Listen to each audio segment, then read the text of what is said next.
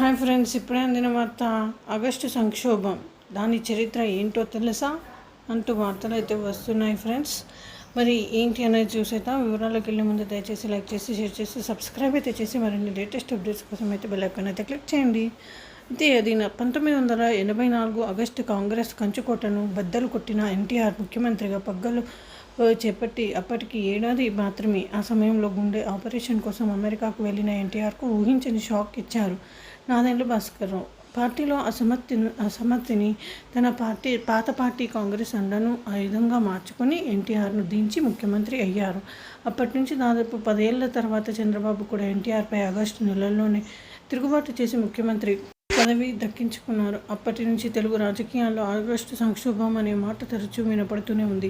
ప్రస్తుతం తెలంగాణ ముఖ్యమంత్రి రేవంత్ రెడ్డికి సైతం ఆగస్టు సంక్షోభం తప్పదంటూ బీజేపీ లక్ష్మణ్ వ్యాఖ్యానించడంతో ఈ విషయం మరోసారి హాట్ టాపిక్గా మారింది. అసలు విషయం ఏంటంటే 1984 ఆగస్టు నాదెండ్ల భాస్కర్రావు ఈ మేరకు 1983 జనవరి 9 ఎన్టీఆర్ ఆంధ్రప్రదేశ్లో మొదటి కాంగ్రెస్ తర ప్రభుత్వాన్ని ఏర్పాటు చేసి సంచలనం సృష్టించారు. అయితే శాసన మండలి కారణంగా పరిపాలన నిర్ణయాల్లో స్తబ్దత ఏర్పడుతుందని భావించి శాసన మండలి రద్దు చేయడానికి అసెంబ్లీలో ఒక తీర్మానాన్ని ఆమోదించారు. దీంతో సొంత పార్టీకి చెందిన నాయకుల్లో ఎన్టీఆర్పై వ్యతిరేకత ప్రారంభమైంది. ఈ క్రమంలోనే 1984 జూన్ జూలైలో హార్ట్ బైపాస్ సర్జరీ కోసం ఎన్టీఆర్ అమెరికాకు వెళ్లడంతో ఎన్టీఆర్పై వ్యతిరేకతను తనకు అనుగుణంగా మార్చుకున్న నాదెండ్ల భాస్కర్రావు గవర్నర్ రామ్లాల్ గిరి సహాయంతో 1984 ఆగస్టు 16న ముఖ్యమంత్రి అయ్యారు. దీంతో 1984 ఆగస్టు 16 నుంచి 1984 సెప్టెంబర్ 16 వరకు ఎన్టీఆర్ తన ప్రభుత్వాన్ని పునరుద్ధరించడానికి జాతీయ స్థాయిలో పోరాటం చేశారు. దీని ఫలితంగా 1984 సెప్టెంబర్ 16న నాదెండ్ల భాస్కర్ సీఎం పదవికి రాజీనామా చేయాల్సిన పరిస్థితి ఏర్పడింది. 1984 సెప్టెంబర్ 16న ఎన్టీఆర్ రెండవసారి ముఖ్యమంత్రిగా ప్రమాణ స్వీకారం చేశారు. ఆ తర్వాత వెంటనే తిరుగుబాటు చేసిన ఎమ్మెల్యేలు పదవులు కొనసాగకూడదని భావించిన ఎన్టీఆర్ తన ప్రభుత్వాన్ని రద్దు చేయాలని గవర్నర్ కోరారు. దీంతో 1984 సెప్టెంబర్ 24 నుంచి 1985 వరకు.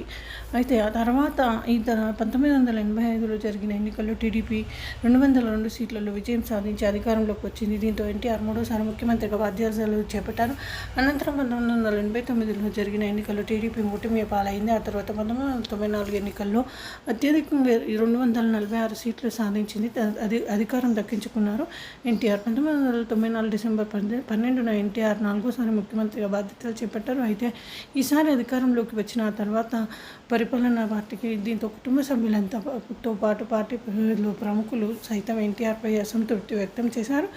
ఈ క్రమంలో 1995 ఆగస్టులో ఎన్టీఆర్పై అప్పటి మంత్రి ఆయన అల్లుడు ఆయన చంద్రబాబు సారథ్యంలో తిరుగుబాటు జరిగింది. మెజారిటీ ఎమ్మెల్యేల మద్దతు కూడా గట్టుకుని ముఖ్యమంత్రి పదవికి దక్కించుకున్నారు చంద్రబాబు. ఆ తర్వాత రామారావు ఒక ముఖ్యమంత్రి కాలేకపోయారు. అప్పటి నుంచి రాష్ట్ర రాజకీయాల్లో ఆగస్టు నెల ఓ చరిత్రగా మిగిలిపోయింది. ఇటీవల బీజేపీ రాజ్యసభ సభ్యుడు డాక్టర్ కె లక్ష్మణ్ మాట్లాడుతూ లోక్సభ ఎన్నికల కోసం సీఎం రేవంత్ నెల విడిచి సాము చేసి అలవిగా అని హామీలో ఇచ్చారన్నారు.